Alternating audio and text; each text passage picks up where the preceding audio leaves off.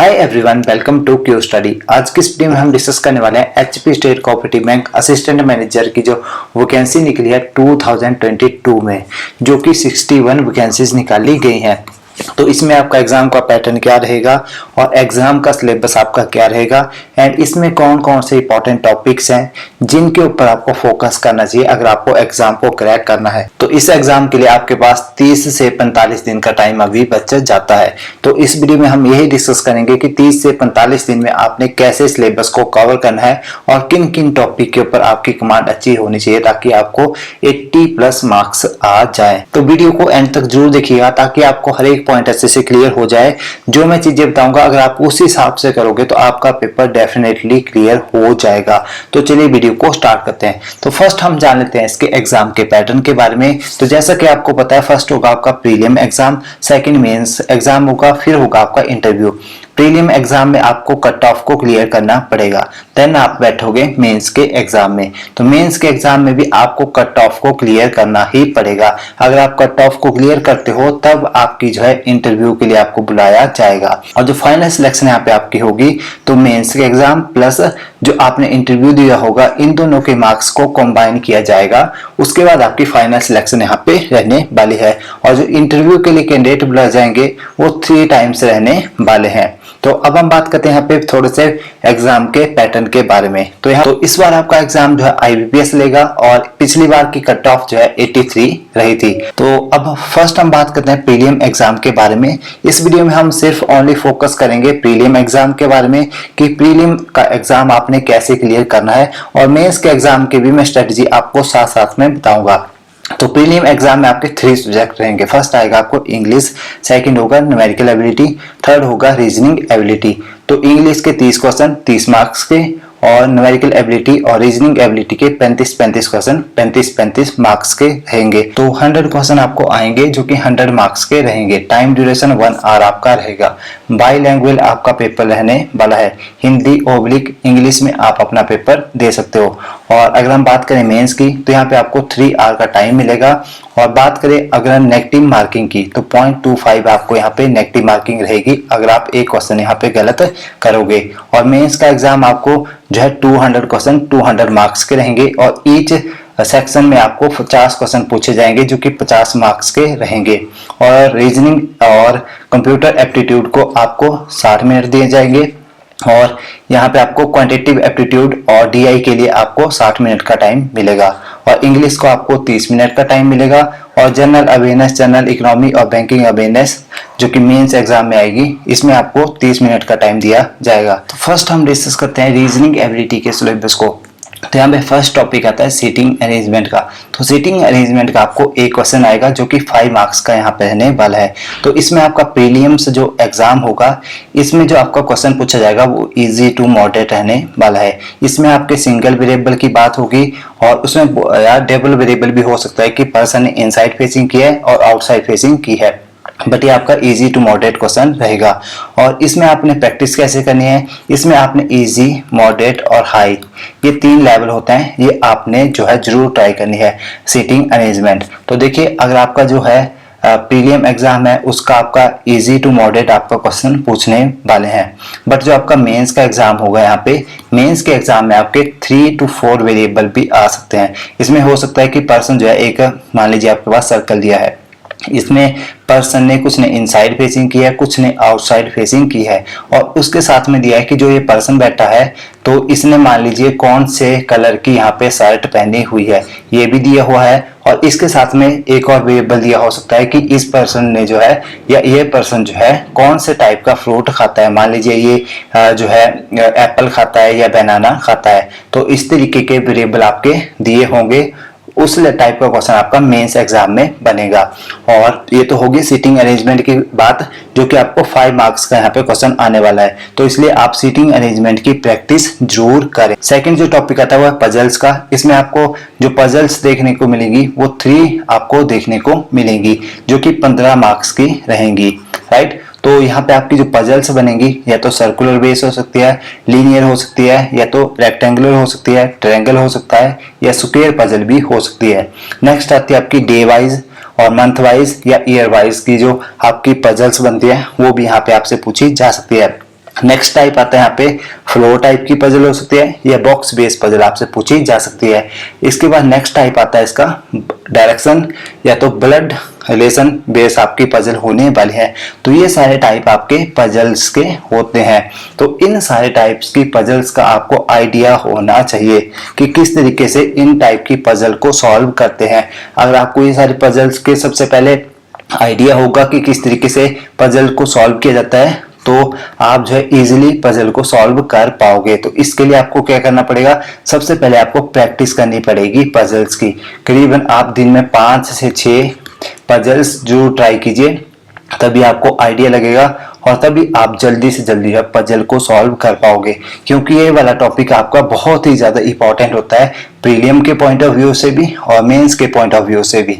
अगर आपको देखिए जो मैंने ये पजल के टाइप बताए, इनमें आपको क्या करना है, इजी टाइप की पजल भी होंगी, मॉडरेट और हाई लेवल की। ये तीनों टाइप की पजल्स आपको जो है हर एक टॉपिक की, जैसे ये टॉपिक है इसमें सर्कुलर बेस जो पजल होते हैं इसमें भी इजी होगी, मॉडरेट होगी और हाई लेवल की पजल होंगी। तो ये सारी टाइप की पजल्स आपको जो है ट्राई करनी है डेली, तभी आप जो है प्रीलियम भी क्लियर कर पाओगे प्लस मेंस की भी क्लियर कर पाओगे। तो आई होप आपको पजल्स के जितने भी टाइप थे वो भी क्लियर हो चुके होंगे और कैसे इनकी प्रिपरेशन करनी है वो भी आपको अच्छे से क्लियर हो चुका होगा। इसके बाद नेक्स्ट टॉपिक आता है इनइक्वालिटी का। तो ये आपके 5 क्वेश्चन होंगे जो कि आपको इजी टू मॉडरेट रहेंगे, वो आप इजीली कर सकते हो। नेक्स्ट टॉपिक आता है सिलोजिज्म का। तो यहाँ पे आपके 3 से 5 क्वेश्चन पूछे जाते हैं। तो जो कि आपका ये असिस्टेंट मैनेजर का पेपर है तो यहाँ पे थोड़ा सा इजी टू मॉडरेट क्वेश्चन रहेंगे। एक क्वेश्चन हो सकता है आपका इजी हो और 2 क्वेश्चन थोड़े से आपके मॉडरेट लेवल के रहेंगे। जो 4 टॉपिक्स मैंने आपको बताए तो इनके ऊपर आपकी कमांड अच्छी होनी चाहिए, तभी आप जो है एग्जाम को क्लियर कर पाओगे। इसके बाद नेक्स्ट आता है इनपुट आउटपुट। तो ये भी पेपर में आपको 5 नंबर का आएगा, तो इसके ऊपर भी आपको फोकस करना है। ये प्रीलिम में भी आएगा आपको और मेंस एग्जाम में भी आ सकता है। प्रीलिम में प्रोबेबिलिटी बहुत मतलब 50-50 हो सकती है कि आ भी सकता है नहीं भी आ सकता है, बट आपको मेंस के एग्जाम में इनपुट आउटपुट देखने को मिलेगी।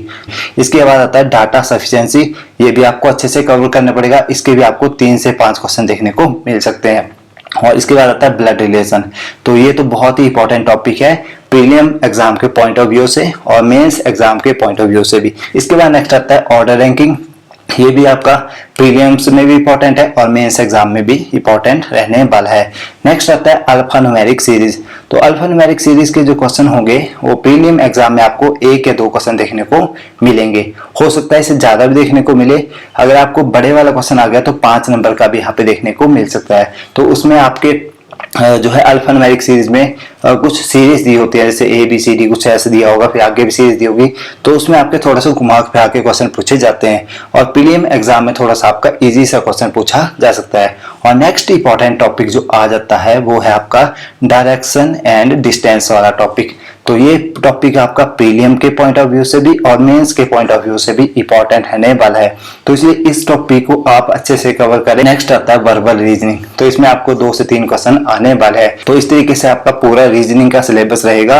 और इंपॉर्टेंट टॉपिक मैंने आपको बता दिया, सीटिंग अरेंजमेंट, सेकंड है पजल, फिर थर्ड आता है इनइक्वालिटी, फोर्थ आता है आपका सिलोजिज्म और इसके बाद नेक्स्ट आता है ब्लड रिलेशन और इसके बाद नेक्स्ट जो इंपॉर्टेंट टॉपिक आता है वो है डिस्टेंस एंड डायरेक्शन।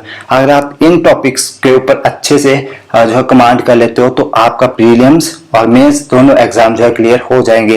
बट आपको किस टाइप के क्वेश्चन करने हैं, इजी, मॉडरेट और हाई लेवल।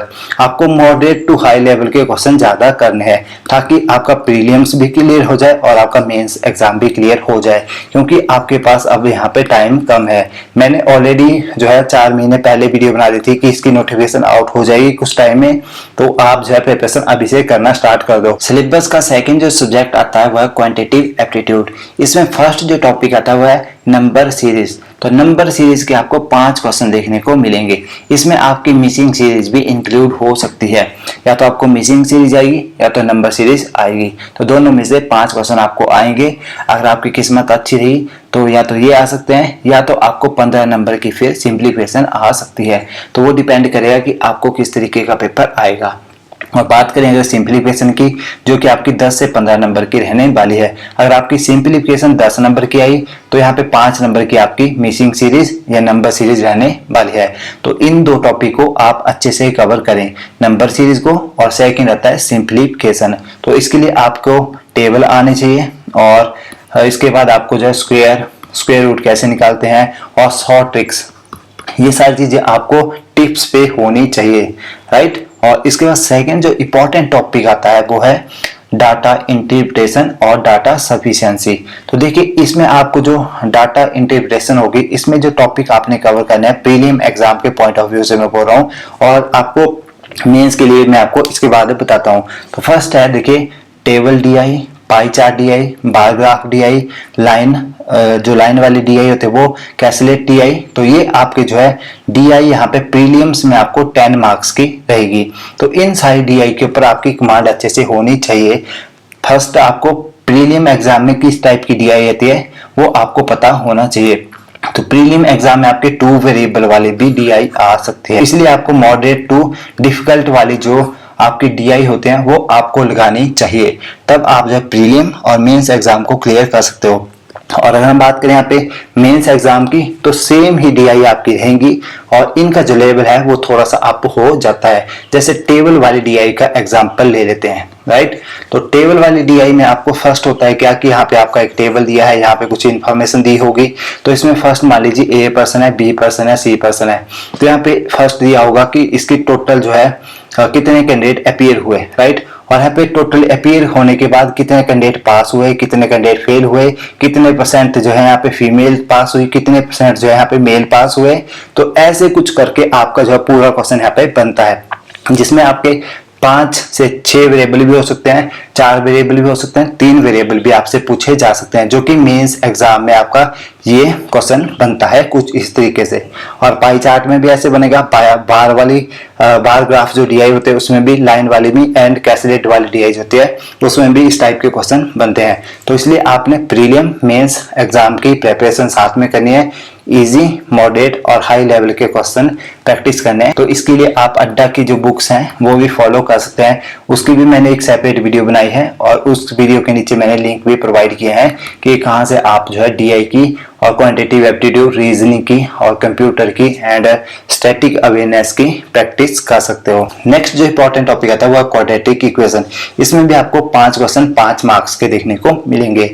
इसके बाद नेक्स्ट आता है वो है आपका अर्थमेटिक का सेक्शन। अर्थमेटिक में आपके जो टॉपिक रहेंगे वो average, profit loss, ratio and proportion, work time and energy, और time and distance, probability, relation and compound interest, simple interest, permutation and combination. तो ये सारे टॉपिक आपके जो है अर्थमेटिक में रहेंगे। इसमें आपको 10 से 15 क्वेश्चन पूछे जाएंगे। अगर आपके 10 क्वेश्चन अर्थमेटिक के होंगे तो आपको जो है 10 नंबर की यहाँ पे डीआई पूछी जाएगी, और उसके बाद आपके 5 नंबर की यहाँ पे मिसिंग सीरीज होगी, और 10 नंबर की आपकी यहाँ पे सिंप्लीफिकेशन आएगी।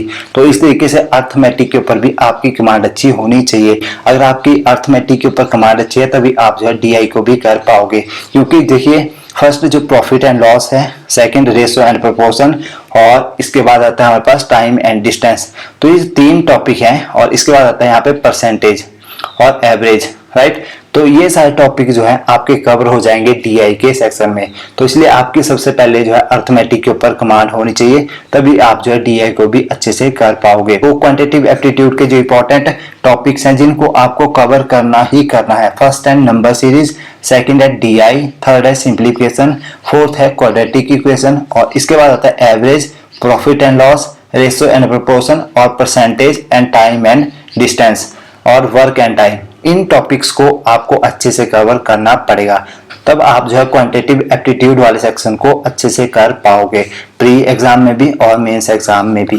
तो आई होप आपको क्वांटिटेटिव एप्टीट्यूड का जो सिलेबस था वो भी अच्छे से क्लियर हो चुका होगा।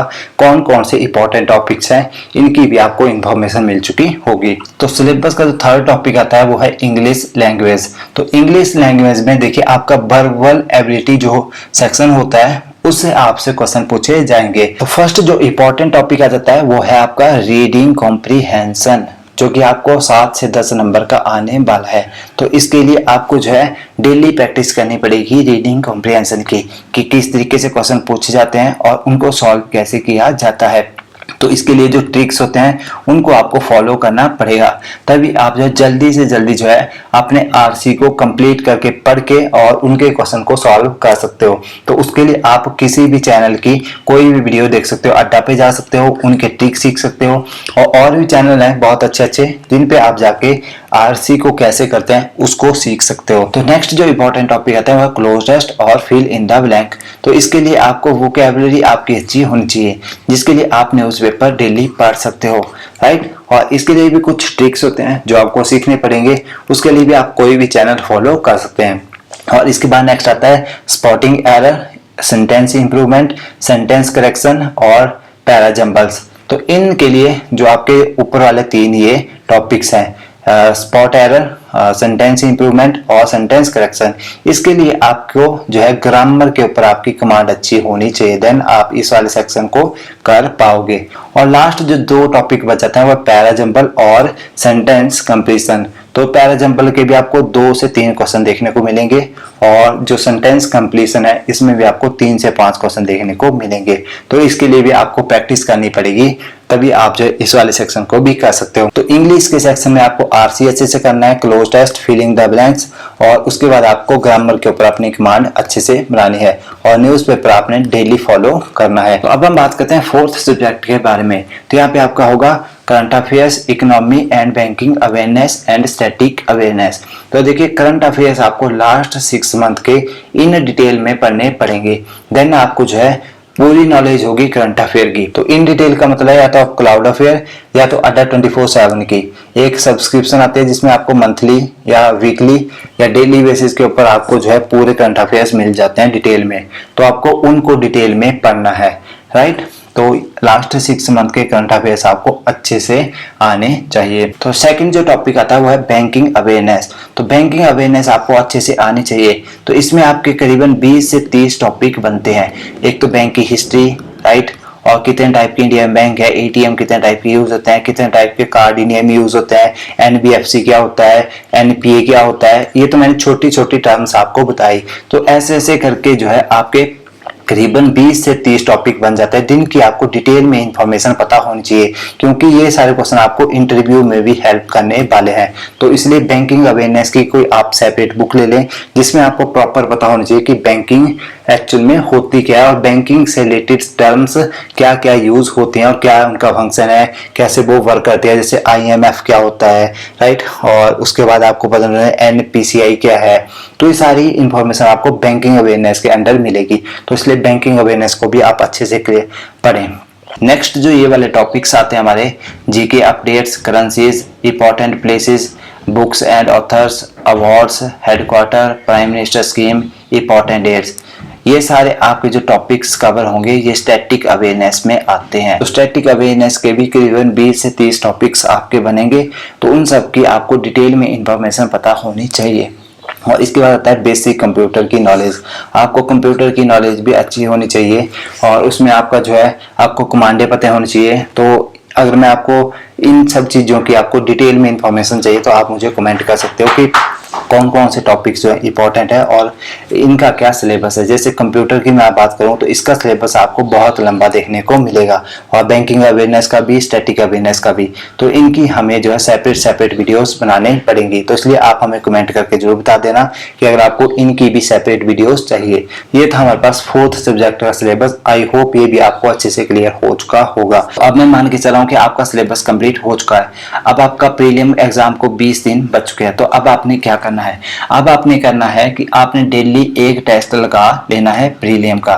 तो उसमें आपने 1 आवर का टेस्ट देना है और 1 आवर में एनालिसिस करना है कि आपके कौन से टॉपिक वीक हैं और कौन से वो टॉपिक आपके स्ट्रॉन्ग है। उसके बाद आपने उन टॉपिक्स की प्रैक्टिस करनी है। तो डेली आपने यही करना है। आपने ये नहीं करना सिर्फ ओनली टेस्ट दे दिया 1 आवर का और उसको एनालाइज नहीं किया। तो एनालिसिस करना बहुत ही जरूरी है। तो आप टेस्ट दो, उसके बाद उसका एनालिसिस जरूर करना है। अगर आप मान के चलो कि अगर आपने टेस्ट दे दिया और उसका एनालिसिस नहीं किया, अगर आप सिर्फ टेस्ट दोगे, एनालिसिस नहीं करोगे, देन आपको पता लगेगा कि फिर बाद में कि आप जहां पे आज खड़े हो तो 10 दिन बाद भी आप वहीं पे खड़े मिलोगे। तो अगर हम बात करें मेंस एग्जाम की, तो आपने वीक में 1 से 2 जो है मेंस के टेस्ट लगाने हैं। तो उसको भी आपने फिर एनालाइज करना है कि कौन सा मेरा वीक सेक्शन है, कौन सा मेरा स्ट्रॉन्ग सेक्शन है, और जो आपका वीक होगा उस टॉपिक को आपने पकड़ना है और उसके ऊपर फिर वर्क करना है। I hope HP state cooperative bank assistant manager का जो पेपर आने वाला है इसके सिलेबस के बारे में आपको फुल इंफॉर्मेशन मिल चुकी होगी। तो देखिए, मैंने काफी मेहनत करके इस वीडियो को बनाया है, तो प्लीज वीडियो को लाइक और चैनल को सब्सक्राइब करना मत भूलिएगा। मिलते हैं नेक्स्ट वीडियो में, तब तक के लिए ta-ta bye bye, take care.